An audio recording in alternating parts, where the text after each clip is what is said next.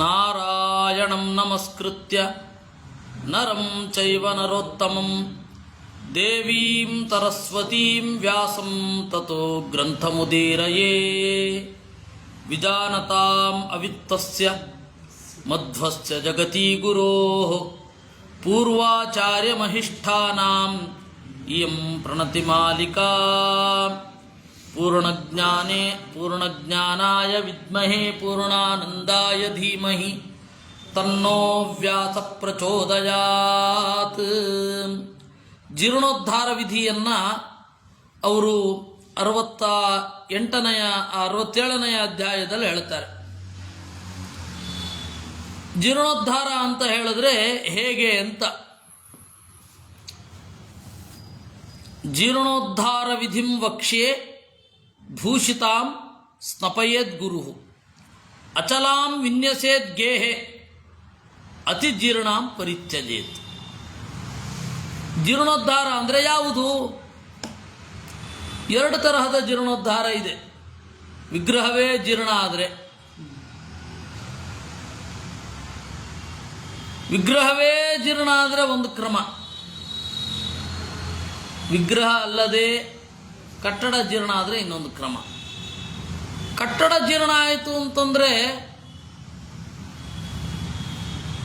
ಗರ್ಭಗುಡಿಯಲ್ಲೆಲ್ಲ ವ್ಯಾಪಿಸಿರುವ ದೇವರ ಕಲೆಯನ್ನು ಸಂಕೋಚ ಆಗ್ತಾ ಇದೆ ಅಂತ ಚಿಂತಿಸಿ ಪ್ರತಿಮೆಯಲ್ಲಿ ಇಟ್ಟು ಪ್ರತಿಮೆಯನ್ನು ತೆಗೊಂಡು ಹೋಗಿ ಬೇರೆ ಕಡೆ ಇಟ್ಟು ಪೂಜೆ ಮಾಡ್ತಾ ಗರ್ಭಗುಡಿಯನ್ನು ಚೆನ್ನಾಗಿ ಕಟ್ಟಿ ಗಟ್ಟಿಮುಟ್ಟಿಯಾಗಿ ಕಟ್ಟಿ ತಂದು ಇಡಬೇಕು. ಇದು ಆ ತರಹದ ಜೀರ್ಣ ಉದ್ಧಾರ. ಇನ್ನೊಂದಿದೆ ಜೀರ್ಣೋದ್ಧಾರ.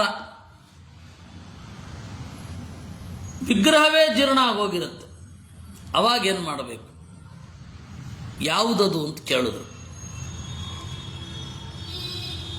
ಸಾಳಗ್ರಾಮವಲ್ಲದ ಪ್ರತಿಮೆ ಆಗಿದ್ದರೆ ಅದನ್ನು ಮನನಲ್ಲಿಟ್ಕೋ, ಬೇರೆ ಕಲ್ಲಿನಿಂದ ಕೆತ್ತಿಸು, ತಗೊಂಡು ಬಂದು ಇಡು, ಅಷ್ಟೆ.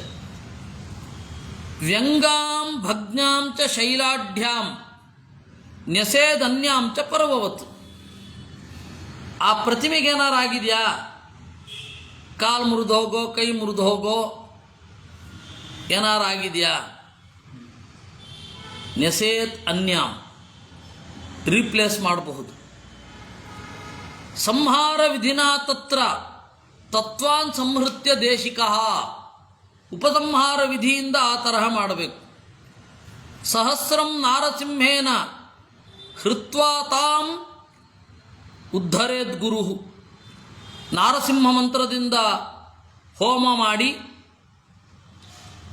ದಾರವೀಂ ದಾಹಯೇತ್, ಮರದ್ದಾಗಿದ್ದರೆ ಸುಡಬೇಕು. ಶೈಲಜಾಂ ಪ್ರಕ್ಷಿಪೆ ಜಲೆ, ಗೊತ್ತಾಯ್ತಾ? ಶಿಲೆಯನ್ನ ಅದರಿಂದಾಗಿ ನದಿಯಲ್ಲಾಗಲಿ ಸರೋವರದಲ್ಲಾಗಲಿ ಮೂರ್ತಿ ಸಿಕ್ಕೋದು ಅಚ್ಚರಿ ಅಲ್ಲ. ಅದು ವ್ಯಂಗ್ಯವ ಸಾಂಗವ ಅಂತ ನೋಡಬೇಕು. ಓ ಸಿಕ್ಕಿತು ಅಂತ ಹೇಳಿ ಠೋಳಿಯಿಂದ ಹಿಂಬಾಲಿಸಿಕೊಂಡು ಬಂದ್ಬಿಡೋದಲ್ಲ. ಆ ಥರದ್ದು 1000 ಇರುತ್ತೆ. ಅದರಿಂದ ಶೈಲಜಾಂ ಪ್ರಾಕ್ಷಿಪೆ ಜಲೆ ಧಾತುಜಾಂ ರತ್ನಜಾಂ ವಾಪಿ ಅಗಾಧೇವಾ ಜಲೆಂಬುಧೌ ಯಾನಮಾರೋಪ್ಯ ಜೀರ್ಣಾಂಗಂ ಛಾದ್ಯ ವಸ್ತ್ರಾದಿನ ನಯೇತ್. ಧಾತು ಯಾವುದೋ ಒಂದು ಧಾತುವಿನಿಂದ ಮಾಡಿರುವಂಥದ್ದು,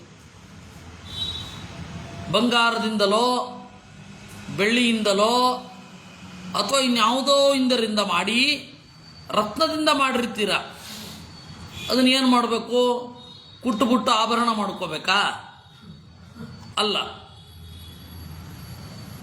ಯಾನಮಾರೋಪ್ಯ, ಒಂದು ಯಾನವನ್ನು ತಗೊಂಡು ದೂರ ಹೋಗಿ, ಬೇರೆ ಬೇರೆ ಕಲ್ಲುಗಳಿಂದ ಆಗಿರೋದೆಲ್ಲ ಇರುತ್ತೆ, ಲೋಹದಿಂದ ಆಗಿರೋದಿರುತ್ತೆ, ಈ ಬೆಲೆಬಾಳುವ ಪದಾರ್ಥಗಳಿಂದ ಆಗಿರೋದಿರುತ್ತೆ. ಅದನ್ನು ನೀವು ಇಟ್ಕೊಳ್ಳೋದು. ಬೆಳ್ಳಿಯ ಪ್ರತಿಮೆ, ಬಂಗಾರದ ಪ್ರತಿಮೆ, ಅದನ್ನು ಕತ್ತರಿಸಿ ಆಭರಣ ಮಾಡ್ಕೊಳ್ಳೋದು ಅವೆಲ್ಲ ಮಾಡಿಕೊಳ್ಳಿಕ್ಕೆ ಶಾಸ್ತ್ರದ ನಿಷೇಧ ಇದೆ.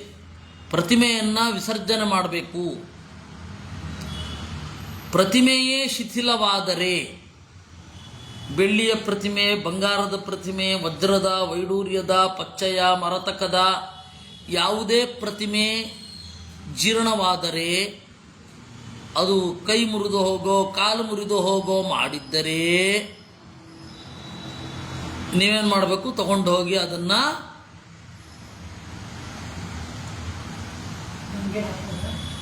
ಸಮುದ್ರದಲ್ಲಿ ಹಾಕಬೇಕು, ನದಿಯಲ್ಲಿ ಹಾಕಬಾರ್ದು. ಮತ್ತೆ ಸಿಕ್ಕಿ ಮತ್ತೆ ಗಲಾಟೆಗಳಾದರೆ ನಮಗೆ ಸಿಕ್ತು ಅಂತ. ಕಲ್ಲಿನ ಪ್ರತಿಮೆಯನ್ನು ನೀವು ನದಿಗೆ ಹಾಕಿ ಅಡ್ಡಿ ಇಲ್ಲ. ಕಲ್ಲಿನ ಪ್ರತಿಮೆ ಜೀರ್ಣವಾಗಿದ್ದರೆ, ಪೂಜೆ ಮಾಡಲಿಕ್ಕಾಗದೆ ಹೋದರೆ ಕೆಲವೊಬ್ಬರು ನದಿಯಲ್ಲಿ ಹಾಕೋದುಂಟು.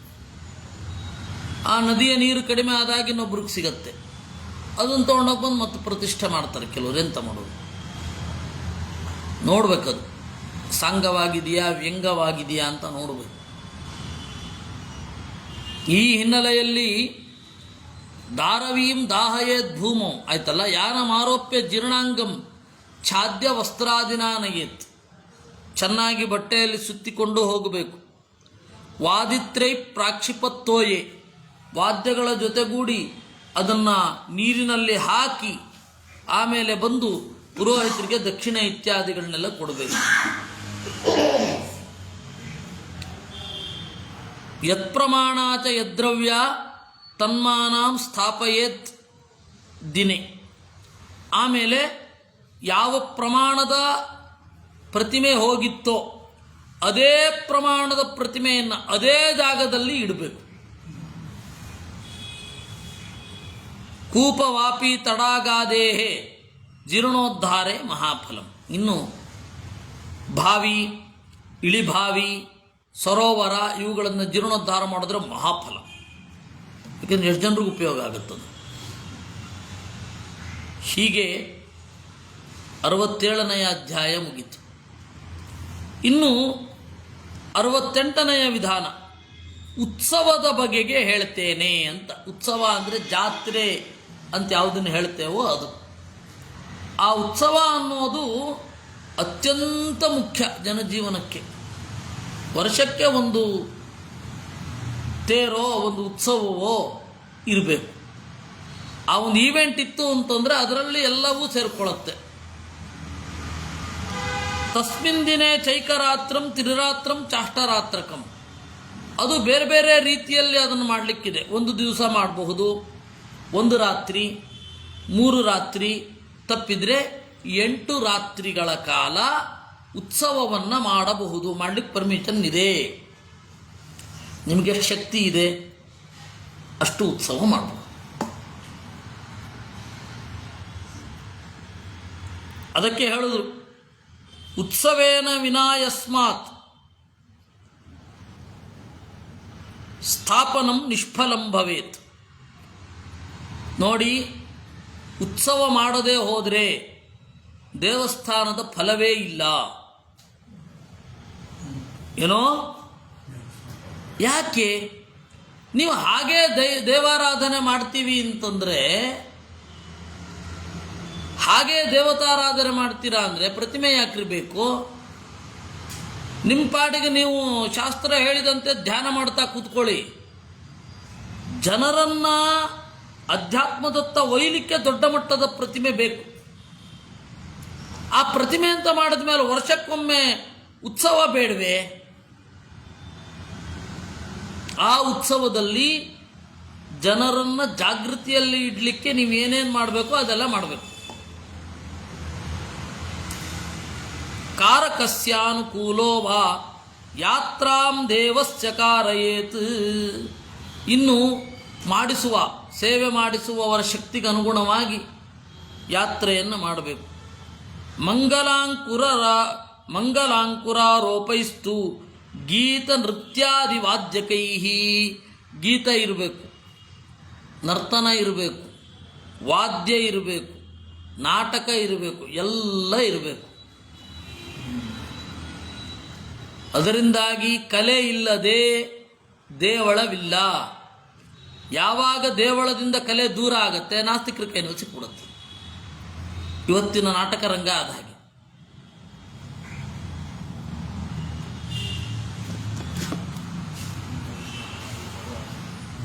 ಏನೇನು ಈಗ ಬರುವ ಒಂದೇನೋ ಕೇಸ್ ಇದೇ ಥರ.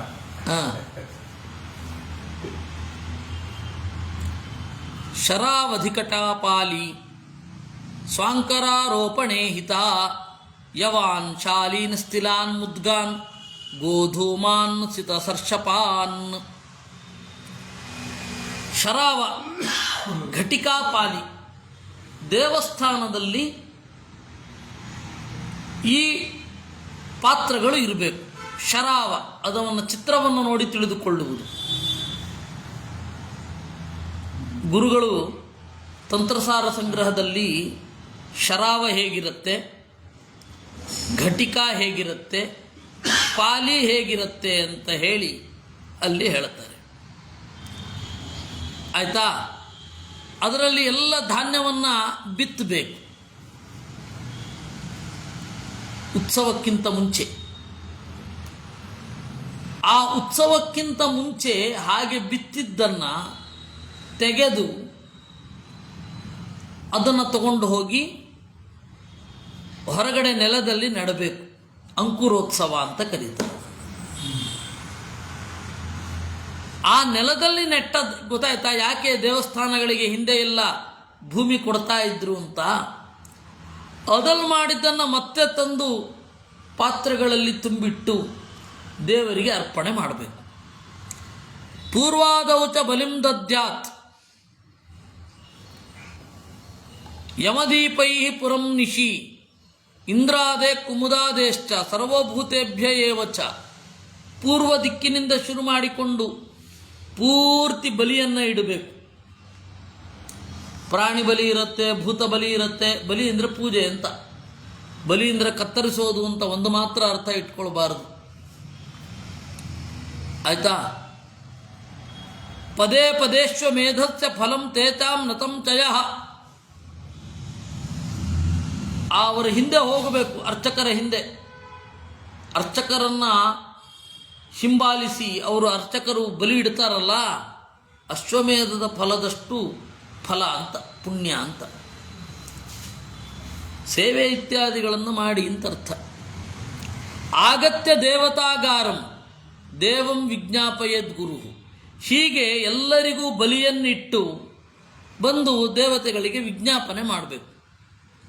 ತೀರ್ಥಯಾತ್ರಾ ತ್ವಯಾ ದೇವ ಸ್ವಕರ್ತವ್ಯ ಸುರೋತ್ತಮ. ಓ ದೇವತೆಯೇ, ನಾಳೆ ನಗರ ಶೋಭಾಯಾತ್ರೆಯನ್ನು ಮಾಡಬೇಕು. ತೀರ್ಥಯಾತ್ರೆ ಅನ್ನೋದಕ್ಕೆ ಎರಡೂ ಅರ್ಥ ಇದೆ. ಆ ಯಾತ್ರೆಯೇ ಮುಂದೆ ಜಾತ್ರೆ ಆಗಿದ್ದು. ಯಕಾರಕ್ಕೆ ಜಕಾರ ಪ್ರಸಿದ್ಧ. ಯಮುನೆಯನ್ನು ಜಮುನಾ ಅನ್ನಲ್ವೇ? ಹಾಗೆ ಯಾತ್ರೆಯನ್ನೇ ಜಾತ್ರೆ ಅಂತ ಕರೀತಾರೆ. ನಗರ ಪ್ರದಕ್ಷಿಣೆ ಒಂದು. ಇಲ್ಲವೇ ತೀರ್ಥಕ್ಕೆ ಕರ್ಕೊಂಡು ಹೋಗ್ತೇವೆ, ಅಲ್ಲಿ ಅಭಿಷೇಕ ಮಾಡುತ್ತೇವೆ ಅಂತ ಎರಡೂ ಅರ್ಥ ಇದೆ. ದೈವಮೇವಂತು ವಿಜ್ಞಪ್ಯ, ಹೀಗೆ ದೇವತೆಗಳನ್ನು ವಿಜ್ಞಾಪನೆ ಮಾಡಿಕೊಂಡು ಆಮೇಲೆ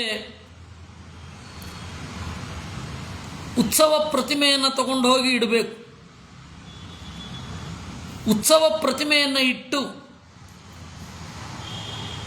ಅಲ್ಲಿ ಈ ಮೂಲ ಬೇರ ಅಂತಂದರೆ ಪ್ರತಿಮೆ ಅಂತ. ಮೂಲ ಬೇರವನ್ನು ಬೇರೆ ಕಡೆ ಕದಲಿಸ್ಲಿಕ್ಕಾಗಲ್ಲ. ಮೂಲದ ಪ್ರತಿನಿಧಿ ಉತ್ಸವ ಬೇರ ಅಂತ ಕರೀತಾರೆ. ಉತ್ಸವ ಬೇರ ಅಂದರೆ ಉತ್ಸವ ಪ್ರತಿಮೆ. ಉತ್ಸವ ಪ್ರತಿಮೆಯನ್ನು ತಗೊಂಡೋಗ್ಬಹುದು ಊರ ಹೊರಗಡೆ ತೀರ್ಥಕ್ಕೆ. ಅದನ್ನು ತಗೊಂಡು ಹೋಗಬೇಕು. ಮೂಲ ಬೇರ ಉತ್ಸವ ಬೇರ ಎಲ್ಲಿ ಬೇರೆ ಇರುತ್ತೆ ಅದನ್ನು ಗಮನಿಸಬೇಕು. ಅವೆಲ್ಲ ಇತಿಹಾಸದ ಗುರುತು. ಆಫ್ ದ ರೆಕಾರ್ಡ್ ಒಂದು ಹೇಳಲಿಕ್ಕುಂಟು. ಉತ್ಸವ ಬೇರೆನೇ ಆಗೋಗಿರುತ್ತೆ.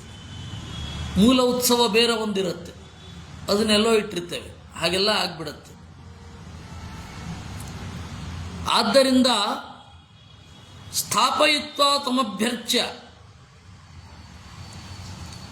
ವೈಷ್ಣವೈ ಸಹ ಕುರ್ವೀತ ಧೃತಾಭ್ಯಂಗಂತು ಮೂಲತಃ ಧೃತದಾರಾಭಿಷೇಕಂ ವಾ ಸಫಲಾಂ ಚರ್ವರೀಂ ಬುಧಃ.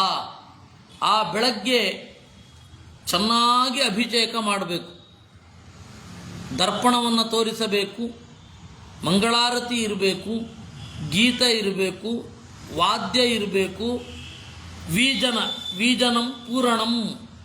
ವೀಜನ ಅಂತಂದರೆ ಚಾಮರವನ್ನು ಬೀಸುವುದು, ದೀಪ ಸಮರ್ಪಣೆ, ಗಂಧ, ಪುಷ್ಪ ಇವುಗಳೆಲ್ಲ ಇರಬೇಕು.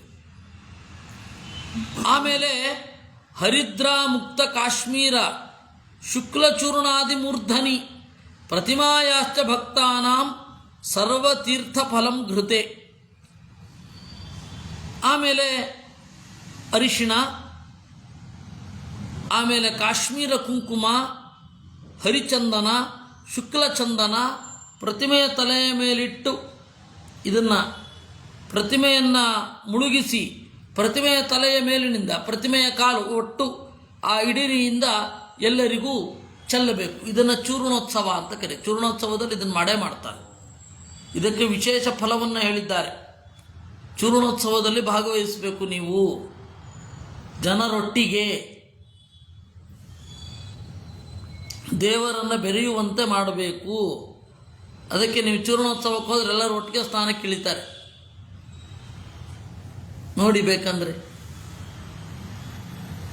ಅದೆಲ್ಲ ಕ್ರಮ.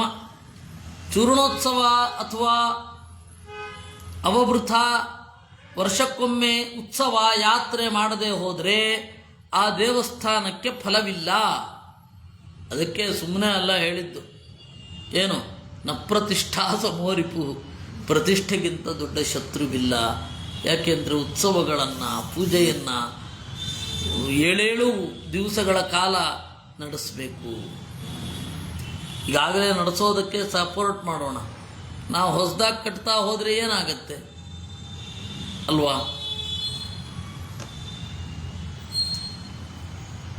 ಆಮೇಲೆ ಹೋಮವನ್ನು ಮಾಡಬೇಕು. ಮತ್ತೆ ದೇವರನ್ನು ಇದೇ ರೀತಿ ಅಭಿಷೇಕಾದಿಗಳನ್ನು ಮಾಡಿ ಮತ್ತೆ ನಾರ್ಮಲ್ ಪೂಜೆ ಮಾಡಿಕೊಂಡು ಹೋಗಬೇಕು. ಈ ರೀತಿ ಮೂಲ ಬೇರವನ್ನೇ ಉತ್ಸವ ಬೇರವನ್ನಾಗಿ ಬಳಸೋದು ಕುಕ್ಕೆ ಸುಬ್ರಹ್ಮಣ್ಯದಲ್ಲಿ, ಮಠದ ತರಹ ಪೂಜೆಯಲ್ಲಿ. ಅದರಿಂದಾಗಿ ಅದು ಮಠ. ದೇವಸ್ಥಾನ ನಾರ್ಮಲ್ ಆಗಿ ಒಂದು ಪ್ರತಿಮೆ ಇರುತ್ತೆ. ಇದು ಹಾಗಲ್ಲ. ಈ ರೀತಿ 68ನೆಯ ಅಧ್ಯಾಯ ಆಗಿದೆ. ಇಲ್ಲಿ ಬೆಂಗಳೂರು ಸುಬ್ರಹ್ಮಣ್ಯ ಮಠದಲ್ಲಿ ಒಂದು ಅದೇ ಪ್ರತಿಮೆಯನ್ನೇ ಇಟ್ಟಿದ್ದಾರೆ. ಯಾಕಂದರೆ ಅಲ್ಲಿಯ ಇನ್ಫ್ಲೂಯೆನ್ಸ್. ಹೀಗೆ 68ನೆಯ ಅಧ್ಯಾಯ ಮುಗಿದಿದೆ. ಆಮೇಲೆ ಸ್ನಪನೋತ್ಸವ, ಆಮೇಲೆ ಬೇರೆ ಬೇರೆ ಪ್ರತಿಷ್ಠಾ ಇವುಗಳನ್ನು ನೋಡ್ತೇವೆ. ಉಡುಪಿಯಲ್ಲಿರೋ ಉತ್ಸವ ಮೂರ್ತಿ ಅದು ಮೊದಲ ಕಾಲದ್ದೇ ಇಲ್ಲ, ನಂತರ ಮಾಡಿ ಆಚಾರ್ಯರ ಕಾಲದ್ದು ಒಂದಿರುತ್ತೆ, ಪ್ರಾಯ ಏನೋ ಆಗಿರುತ್ತೆ, ಮತ್ತೆ ಮುಂದೆ ಬರಂದಿರುತ್ತೆ, ಗೊತ್ತಿಲ್ಲ ನನಗದು. ನೋಡುವ. ಕೃಷ್ಣಾರ್ಪಣಮಸ್ತು. ವಾದಿರಾಜರ ಕಾಲದ್ದಾಗಿರ್ಲಿಕ್ಕೆ ಸಾಕು. ಸರಿ, ಕೃಷ್ಣಾರ್ಪಣಮಸ್ತು. ಇನ್ನೊಂದು 5 ನಿಮಿಷ ಬಿಟ್ಟು ಇದನ್ನು ಮಾಡೋಣ. ಯಾವುದು? ವಿಷ್ಣು ತತ್ವ ನಿರ್ಣಯ.